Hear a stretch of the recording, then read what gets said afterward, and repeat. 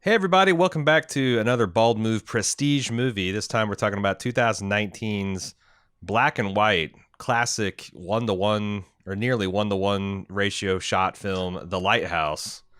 It's directed by Robert Eggers, which you may recall he directed this little 2015 movie called The Witch, which Jim and I really enjoyed. Yeah. It's more like Vitch because it's spelled with two V's. It's a really long, drawn-out V. It was written by Robert Eggers with his brother Max Eggers, loosely based on the final unfinished work of fiction by Edgar Allan Poe, The Lighthouse.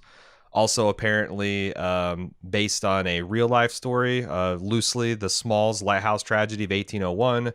I found it had a lot of like the telltale heart in it, or more like the telltale farts. Yeah. Mm-hmm. And it stars Robert Pattinson and Willem Defoe, and maybe 30 seconds of some other human beings, but it's all these guys in very limited space. This movie is shot to feel claustrophobic. What did you think of this film? Because if I start talking, I might not stop for 20 minutes. I feel you, man, because I thought this movie was incredible. I loved it. And let me preface all this by saying I don't know that I fully understand it. I don't know that I came away with anything that this movie wanted to tell me, but the experience of watching it was so good that I didn't feel like any of that mattered, and I thought I got just enough of what they were putting down to feel like it was worth my time.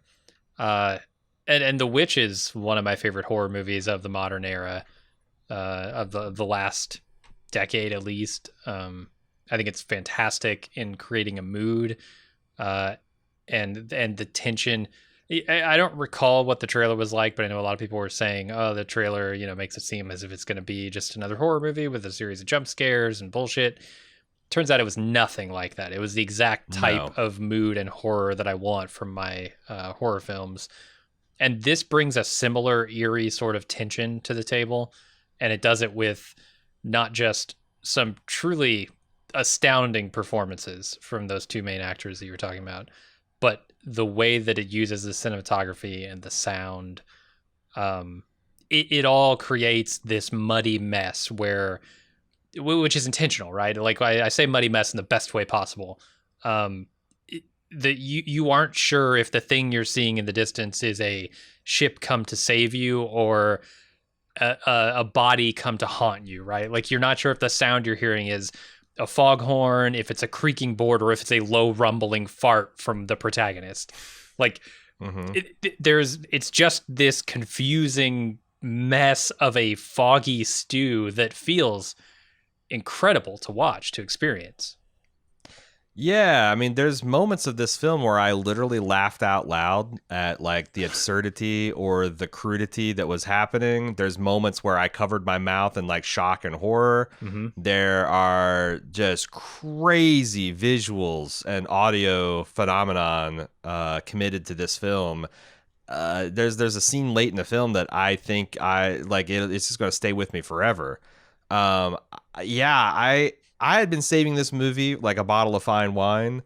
I knew that everybody was loving it. I'm one of those who has been quietly impressed with Robert Pattinson's post-Twilight career. It's sad. The boy lost a sparkle in this film. He's not shining at all. What he is doing is just doing a raw, searing performance and standing toe to toe with Willem Dafoe at his most unhinged, corked up, and primed and ready to blow on you. Man, I went through Willem Dafoe's IMDb catalog looking for a film that I thought he was better in, and I couldn't find it. This is like a career-defining performance from both of these guys, in my opinion.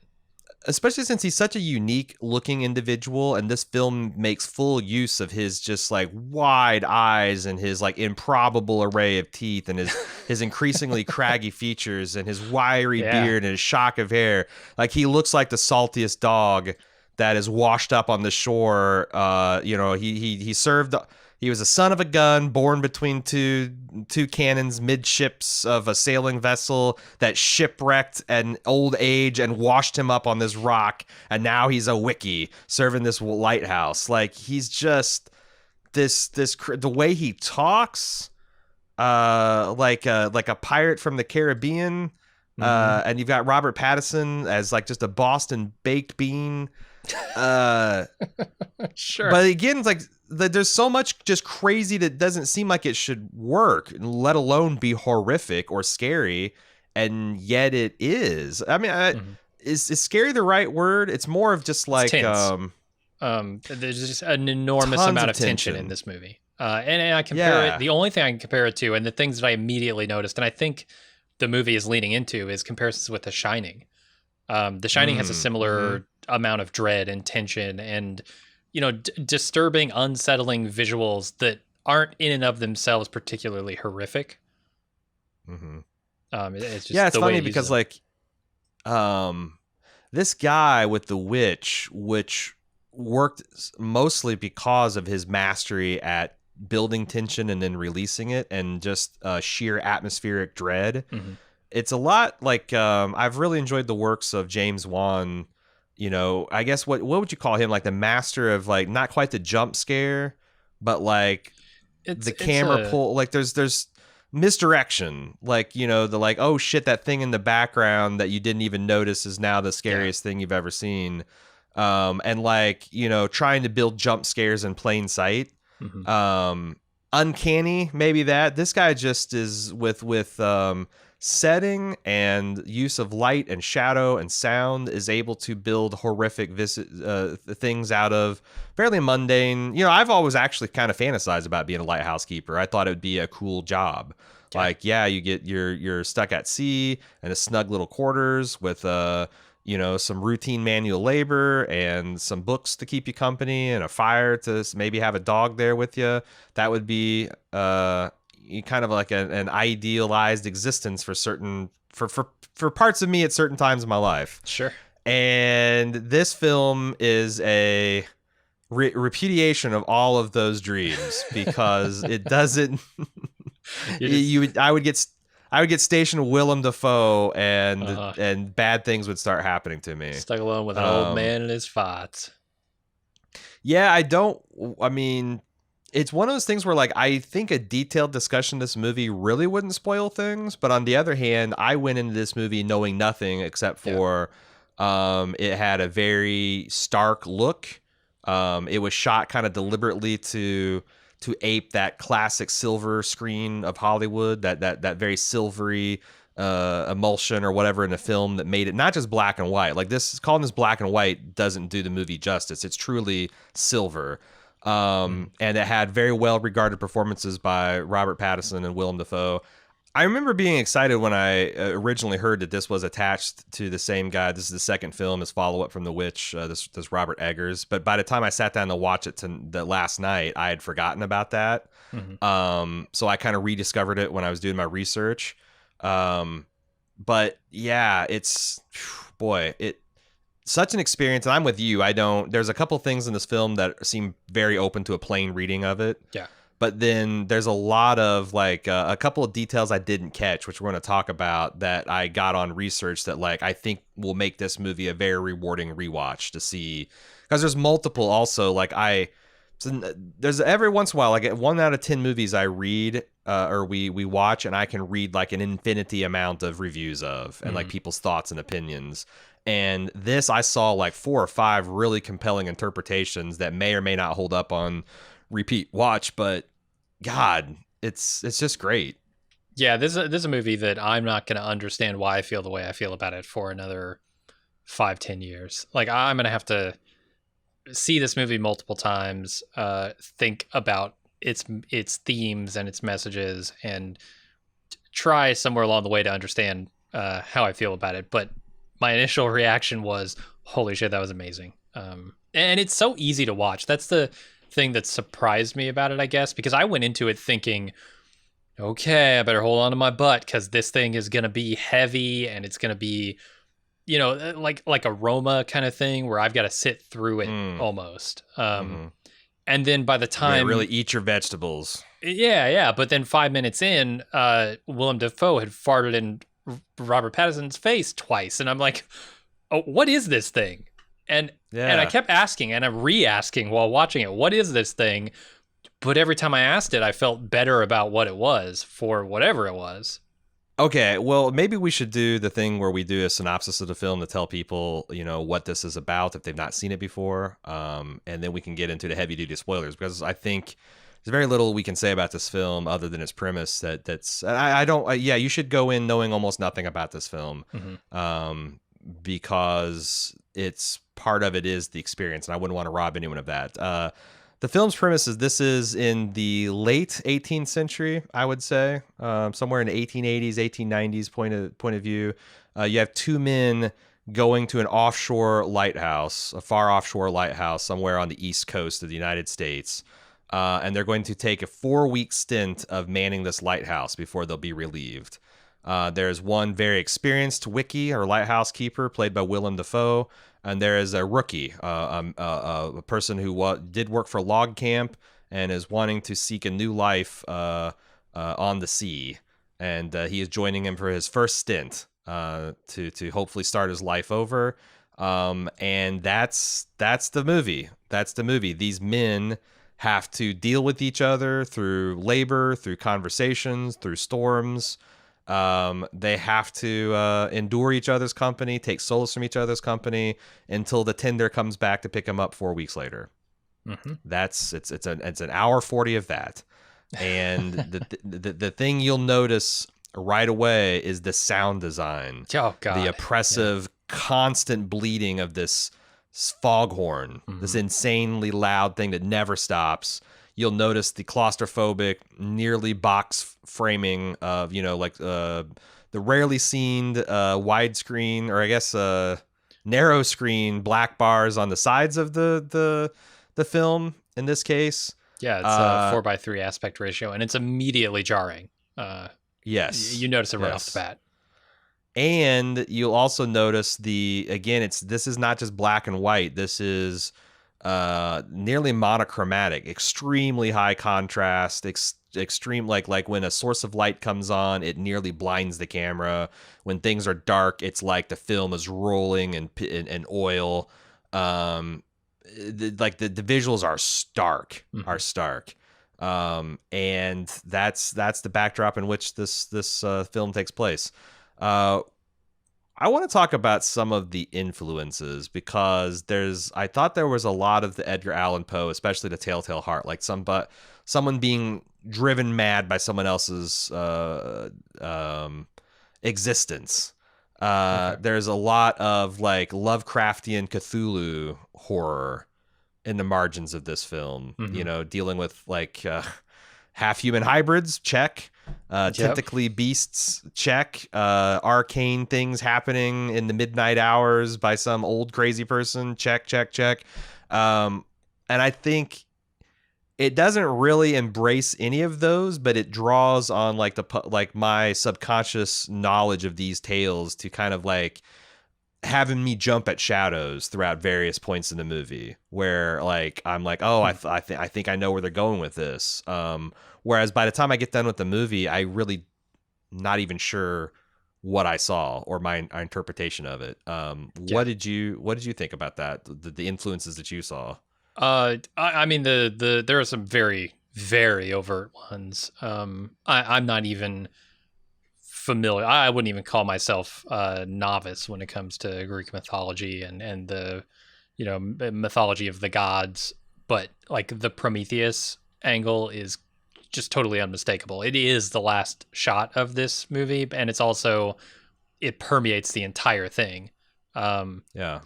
If you've played through the God of War campaigns, you'll understand 90% of mythology in this film. Right. And one of those shots being just an extremely striking visual of Willem Dafoe completely naked, standing in front of a kneeling Robert Pattinson, beaming light into his face from his own eyes. It's shit like that with Zeus and Prometheus, and like the taking of the fire or giving it to humanity and creating their society and their intelligence. And like you feel all of that. And this is why I say it'll take me another 5-10 years to understand how I feel about this movie, because I feel it. I don't know what it means necessarily. Did you see that shot was a reconstruction of this 1904 painting by a person named Sasha Schneider? No, but I did see that the Hypnosis. last shot is very, very similar to a painting about Yeah. Prometheus. So there's this idea, and I got, when I saw that shot, I didn't recognize obviously the painting it was based on, but it made me think of like I had this interpretation I was building that like maybe Willem Dafoe was the lighthouse. Okay. Because he's got this light blazing out and he's illuminating. He's also like constantly warning the Robert Pattinson's character of the danger that he's in. Like, oh, you can't bully the seabirds, lad, and you shouldn't spill your beans, and like he's kind of like the lighthouse for Robert Pattinson's soul. Uh-huh. But and then when I saw that film, like or when I saw that shot, I'm like, that seals it. But then like the third act of the movie kind of veers away from that, and now, boy, that's the thing. It's like the crucial detail that I missed in the first time through is I didn't get that the seagull that was tormenting Robert Pattinson had only one eye, which ties into Willem Dafoe's previous Lighthouse buddy having one eye, which ties into Robert Pattinson. Right, him pulling up the lobster trap and seeing the one-eyed, head that was in it. But then Robert Pattinson has one eye at the end, and there's a whole other line of interpretation in this film that like this is like, you understand that Robert Pattinson was on this thing alone the entire time, and like Willem Dafoe was his subconscious. This is where I feel like the Shining stuff starts to come back in, right? It's like, I mean, there are so many overt references to The Shining in this, but also, that idea of like he has always been here, right? Grady telling Jack Torrance that you've always been here, and seeing him in the photo from forever ago, it gets that feeling of like, I'm not quite sure how any of this is possible, but that's kind of the point. And I feel you. At times I felt like Robert Pattinson was, that old wickie come back to haunt Willem Dafoe's character, Thomas. And at times I felt like Thomas was there simply to torment Ephraim, I think is his name. Mm-hmm. Well, but it's not, right? It's also Thomas, but that's just fucking confusing. I'm not going to say that.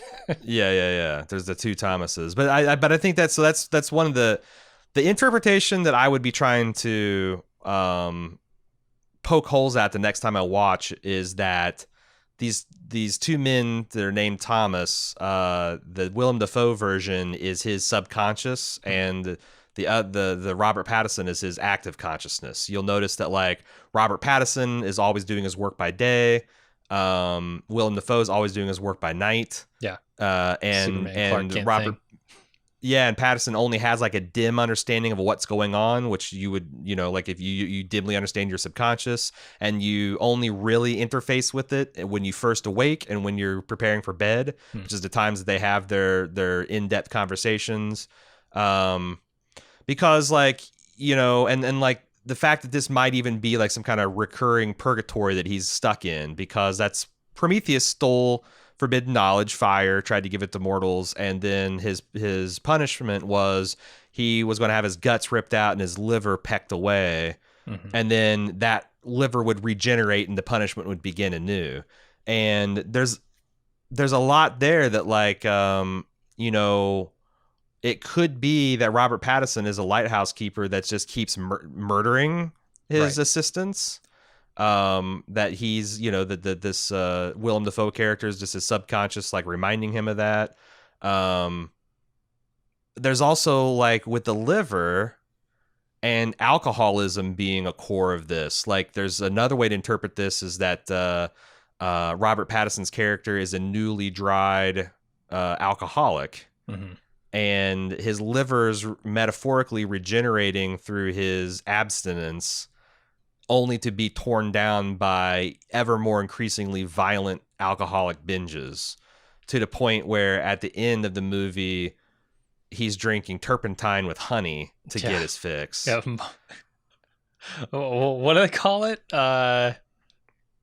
Monkey pump. I gotta make a drink called Monkey Pump. I want it to have Honey. It's 1 part turpentine, 1 part honey, Jim. They got the recipe right there in the film. No.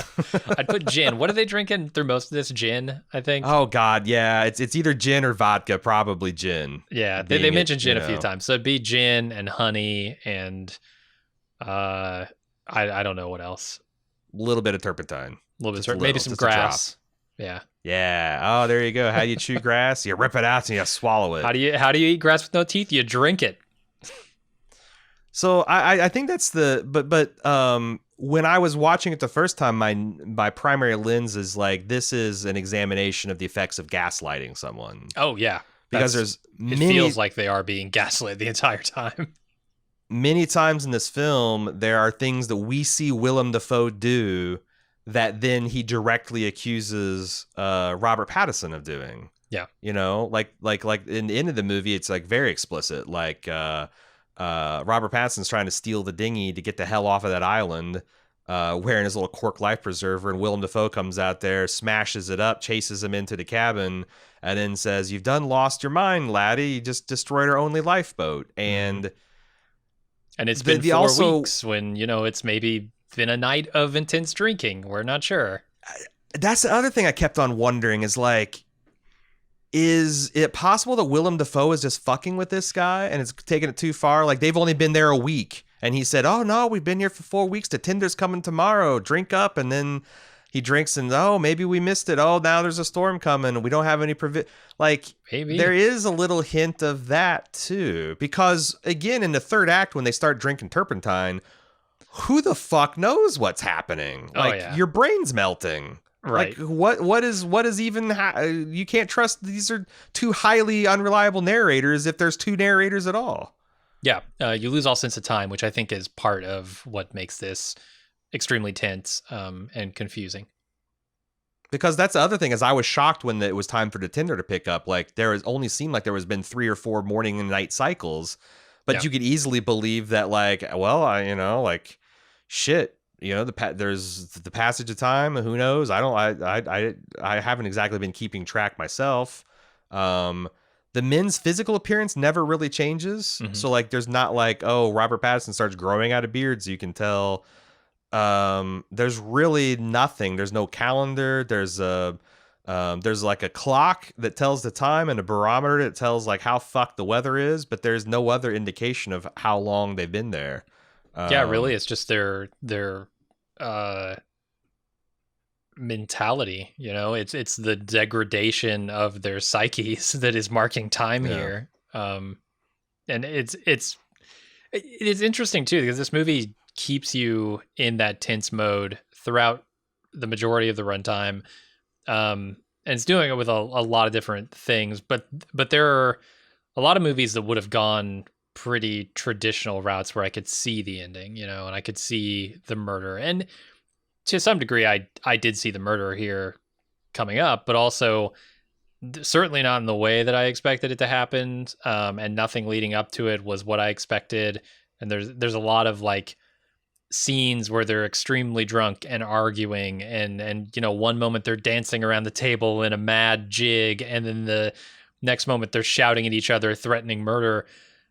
And it always just like, there's a strange ebb and flow to it that like, you think this is it. This is the moment. Everything's going to come to a head here, and they're going to start trading blows, and someone's going to get killed, and it calms back down with a joke or a fart or something, right? And then only to maybe even flare up again in the same scene even.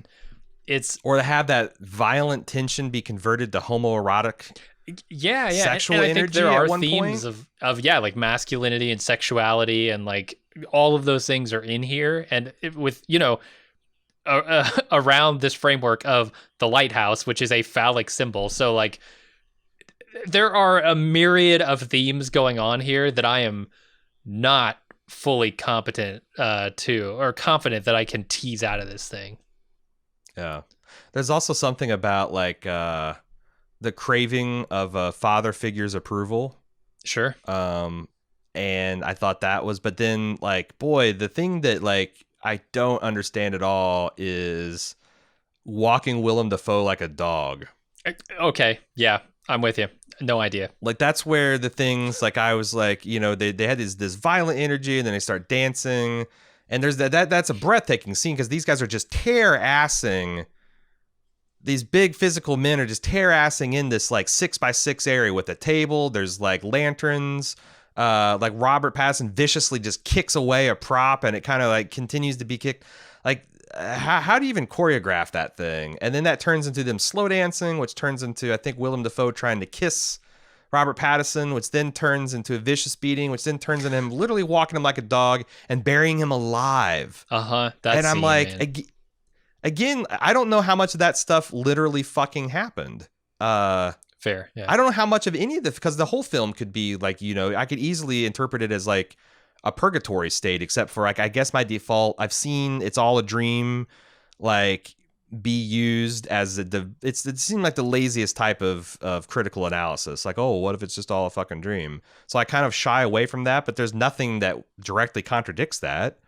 You know? No, it has that quality to it though. Like I said, the Shining references are all over this place. He murders him with an axe. They're talking about some frostbitten maniac roaming the woods, which is exactly how the Shining ends. Like, there are 100 different ways that the Shining is in here, and most of all, it's the feeling of uncertainty about the nature of what's happening. And I think that's where this movie shines to me. No pun intended. Shines like Willem Dafoe's eye sockets. Or like Danny Torrance. There's like I said, the other plain reading is like Willem Dafoe just fucking with this guy. Like, you know, he's offensively, like the first couple of introductions, it just seems like he is trying to provoke a reaction from Robert Pattinson's character. And there's like this hole in his bed that this Scrimshaw mermaid stuck into, which becomes like this totem that kind of drives him insane.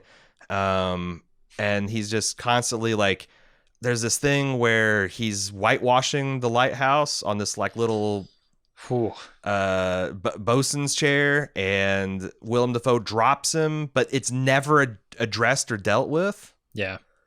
And then he like provokes Robert Pattinson to rage. It looks like he's going to get a thrashing, and then he suddenly becomes meek and submissive and yeah. There's like when Robert Pattinson stands up, like after he smacks him for like saying, you know, your superstition about the birds is bullshit.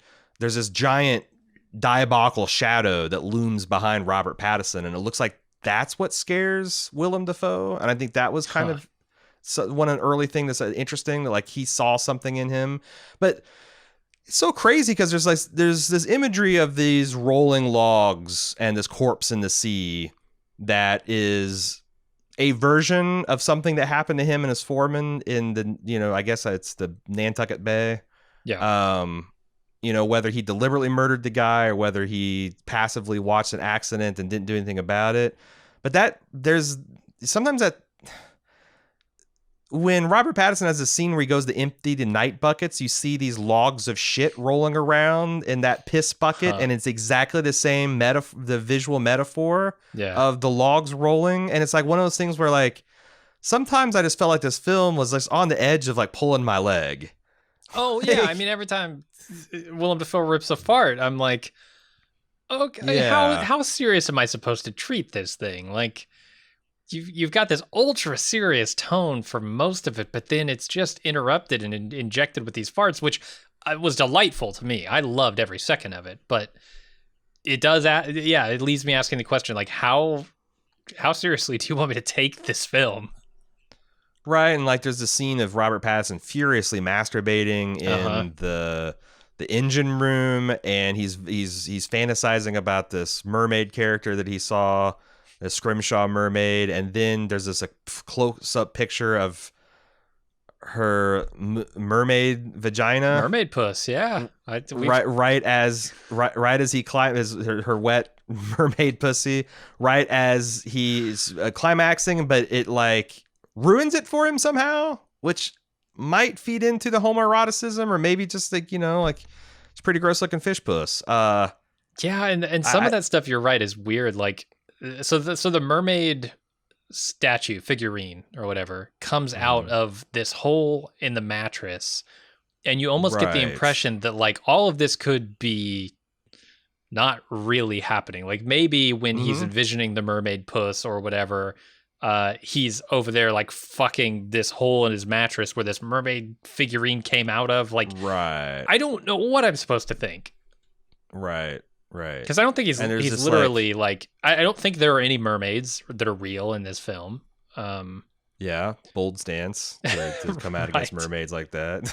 I don't think there's some tentacled fish monster up in the top of the lighthouse, but yet he sees that. And hey, I've seen Antichrist.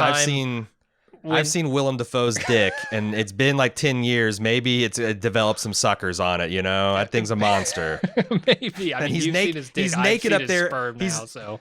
He's naked up there every night. So you know, I could buy that. I could buy that. Yeah, I don't know. It's fucked up, but I loved it.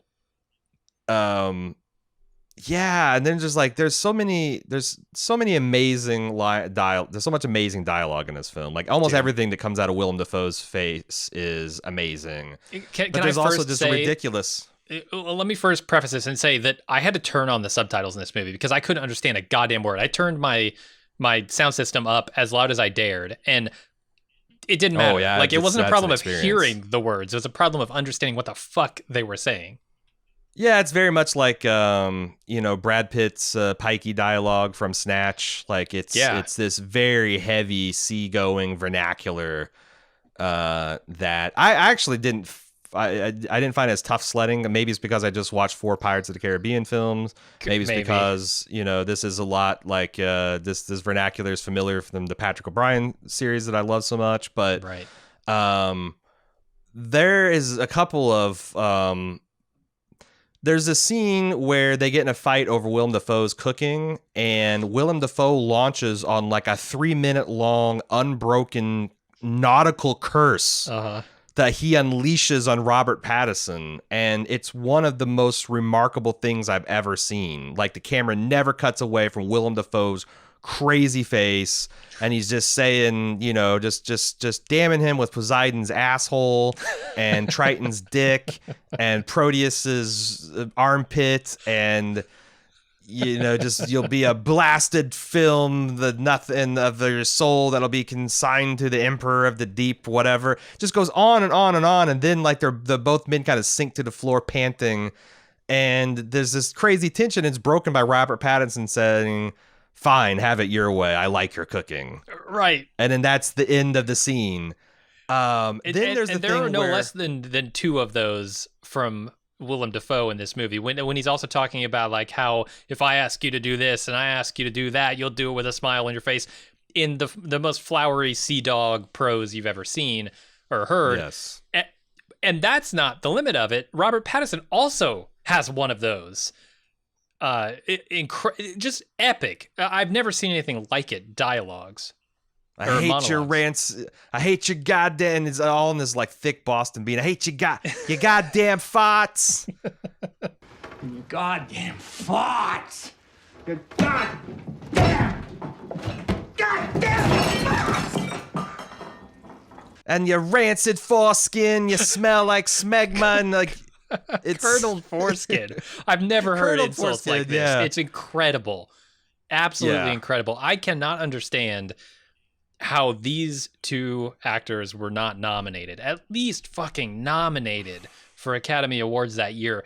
Leonardo DiCaprio got nominated for his performance in Once Upon a Time in Hollywood. This is light years better than that. Light years from both of these guys.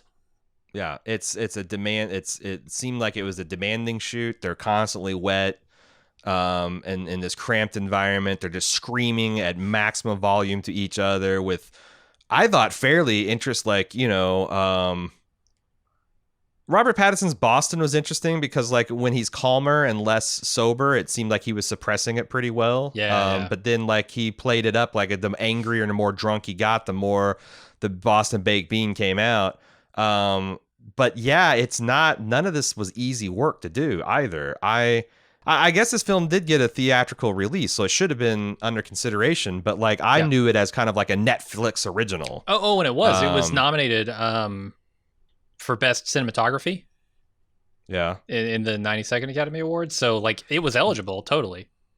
Do you think there's just a little bit of chauvinism that this didn't get like, this didn't go onto the theater big? Because I don't understand how they didn't get a nom. I mean, and that scene alone with Willem Defoe, going on his tirade, but then like that was just one of so many scenes that are like that. The scene where he's being buried alive is, I have to imagine, traumatic for an actor. Like it's a single shot that's doing a close zoom on his face as dirt is being dumped onto him. And it's a good long 3-minute scene. And the entire time they start dumping dirt on his chest, but as he's ranting at Ephraim, he's progressively like it's coming up toward his face, and eventually starts burying he's his just face. being hit in the face with shovels of dirt, still ranting. Dirt, you can tell in his eyes, in his mouth. He's having a hard time even getting through that scene, and yet the performance is incredible. This is Sam Raimi shoveling dirt on Bruce Campbell in Army of Darkness, only it lasts 3 minutes, and he's reciting Shakespeare through it. Right. And you can tell like it's getting in his eyes, it's getting in his nose, it's starting to choke his mouth, and he's just like adding that like because that's what the guy would really be struggling with down in the depths of this being buried. Yeah. You could probably hear it in the tone of my voice, but I was thoroughly impressed with the actors. Yeah, no. And this film is such I won't say it's a pleasure to watch because it's an assault.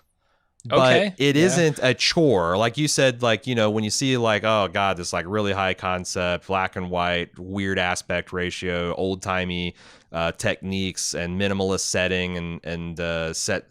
Although I thought the set design was pretty like they built this. Did you know this? They built this lighthouse. This movie cost $4 million. They built this lighthouse from scratch. Huh. No, I didn't know that. Yeah, it was purpose built for this film.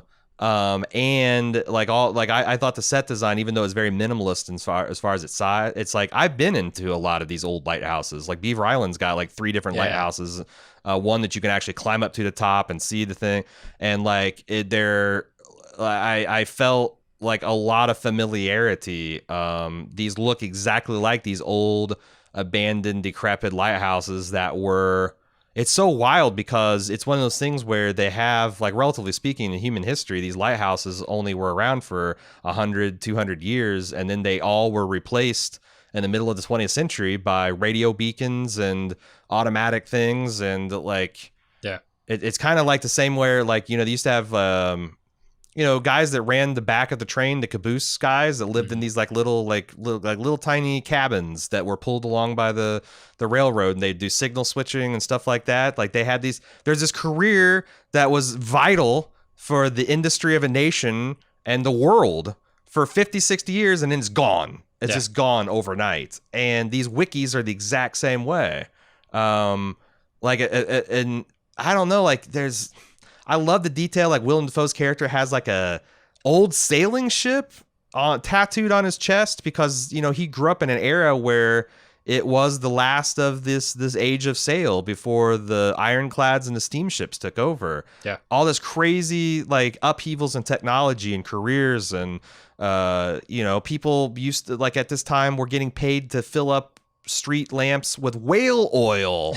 Right. That was a career you could have. That was a job. And then they would be delivering milk. And now they're driving Uber. There's a lot of like really weird kind of like societal dread of change. And, there's a little bit of like this new guy threatening this old guy's position, if you want to read it that way, too. That really, really falls in line with like the Prometheus myth, right?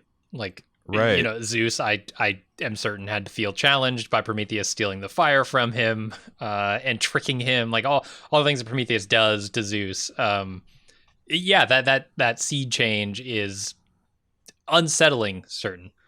Do you want to talk about some of just like the crazy imagery? Because like, again, I think we talked about the dialogue and performances, but there's some things that are just like audiovisual set pieces. I'll go first. Robert Pattinson beating the fuck out of this one-eyed seagull. Uh-huh. That was just insane. And I mean, clearly, I don't think he really beat a seagull to death. Like it could have been a dead bird. It could have been a fake bird. Yeah. But it just went.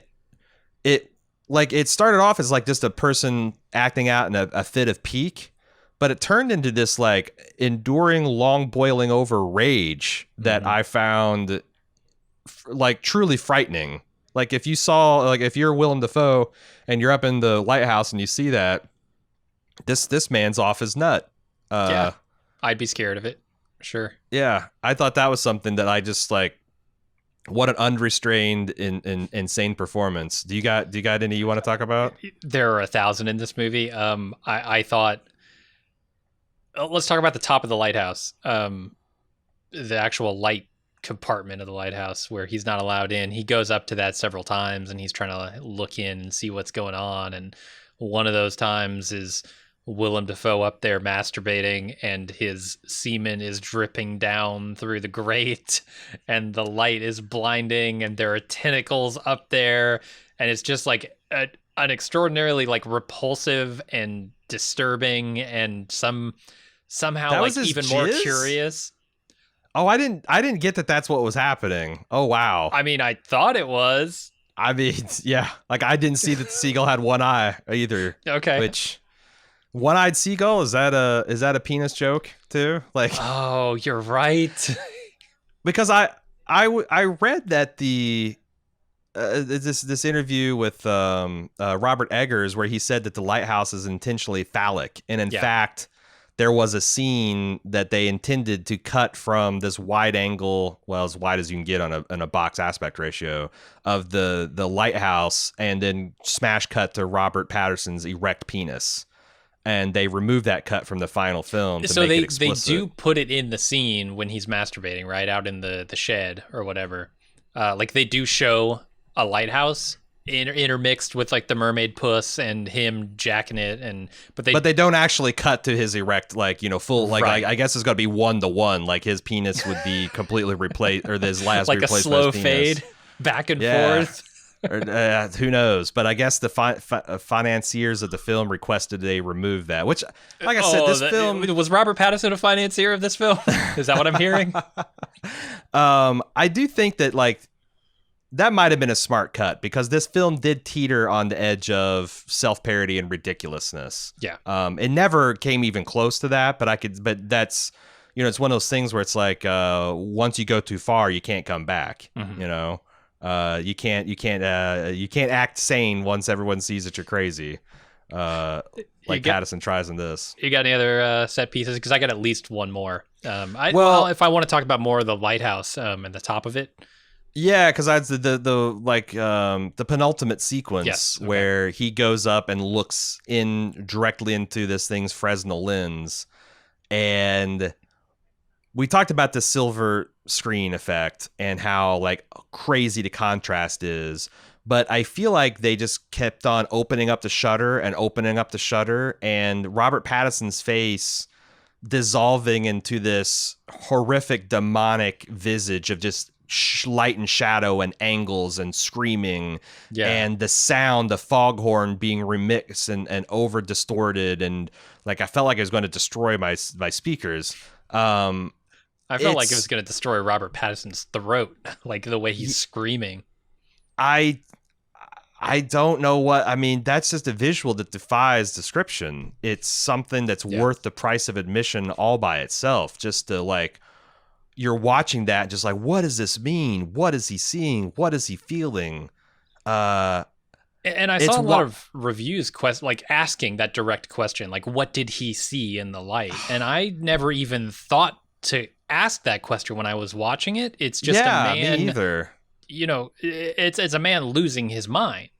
Yeah. Yeah, like you should have asked that questions 5 gallons of turpentine ago. Like you might have got an answer, but like at this point, and like I almost think the movie might have been stronger without the overt Prometheus shot at the end of because you know that does bring it to the literary analysis of like a 7th grade, you know, gifted, talented lit program, right? Yeah. Like him screaming into the lighthouse and just fading to black might have been, but I don't know, you could almost say the same thing about The Witch, right?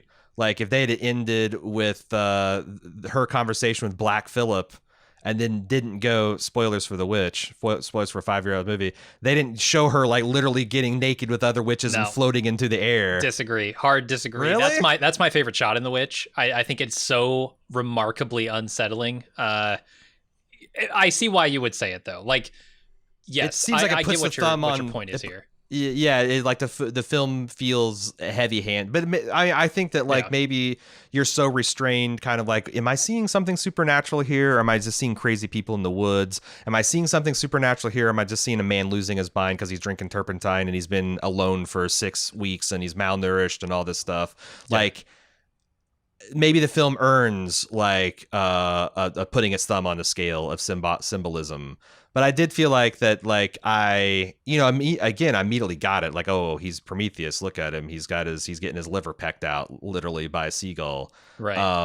But that last visual was so bonkers and so otherworldly and so just the picture of a man losing his mind that it is almost anticlimactic to end with the bird pecking his liver out. As crazy as that sounds, right? Right.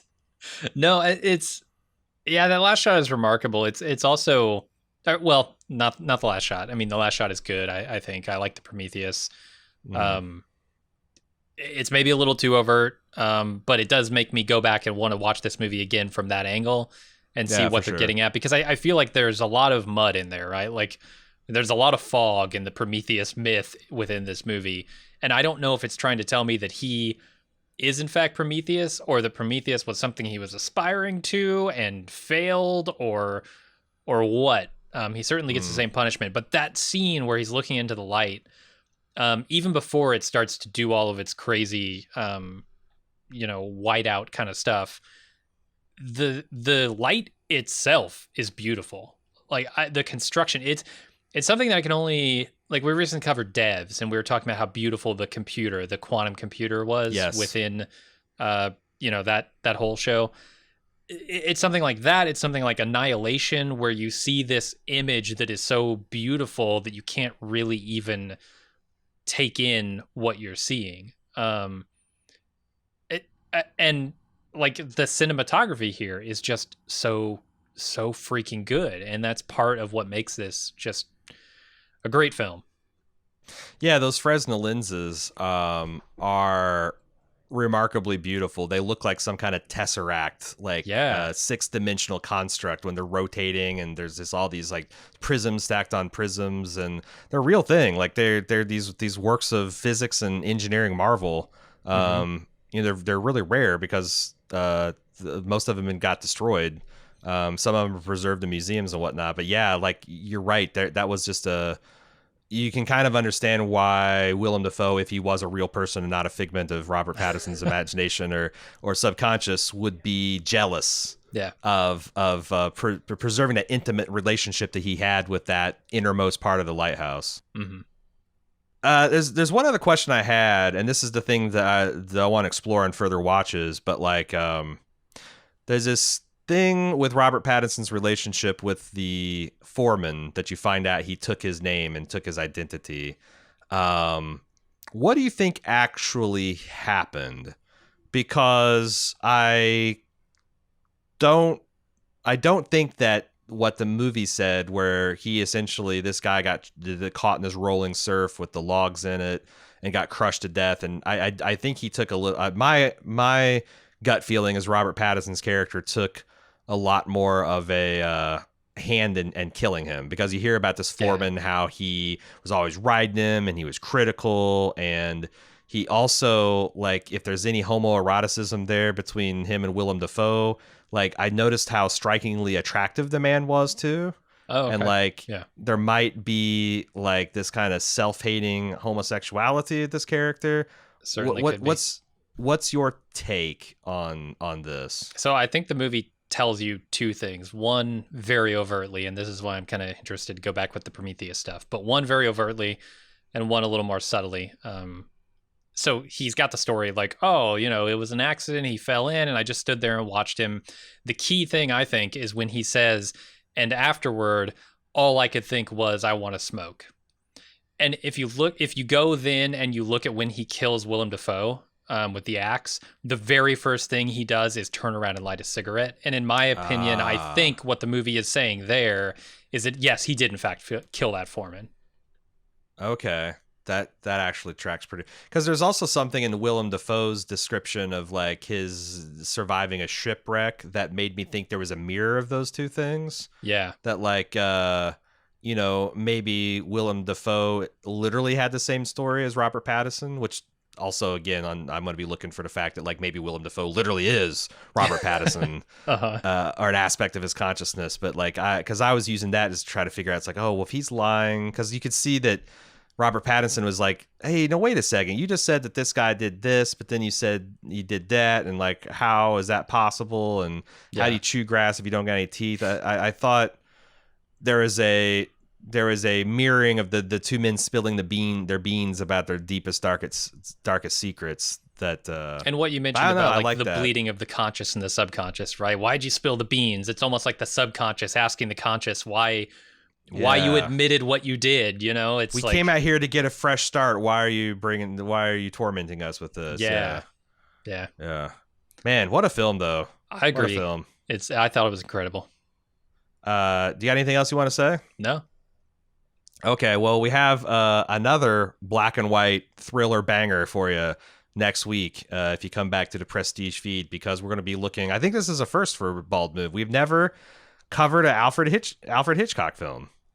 So someone, after we got done doing the Hustler, we're on a little bit of a black and white kick here. They said that they wanted us to do a Hitchcock, as we'd never done one before. So I put up a poll, and the number one, by a 2-to-1 margin, the Bald Move fandom selected a Hitchcock's classic Rear Window, starring this is the Johnny Depp movie, right? No, what? I don't know what you're talking about. Oh, there's a Secret Window, I think is what it's called, or something. Oh, is it? Yeah. I've heard that this is essentially the Shia LaBeouf film Suburbia remade. But it's a classic Hitchcock film. Stars Jimmy Stewart, the beautiful Grace Kelly, and Raymond Burr.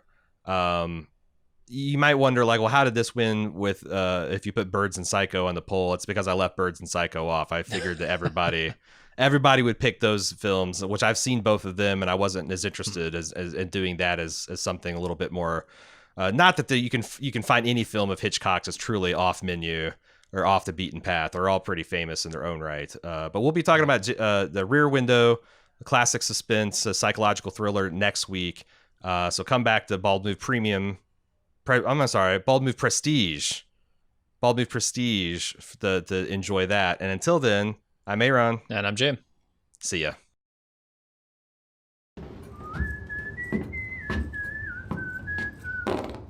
You goddamn farts!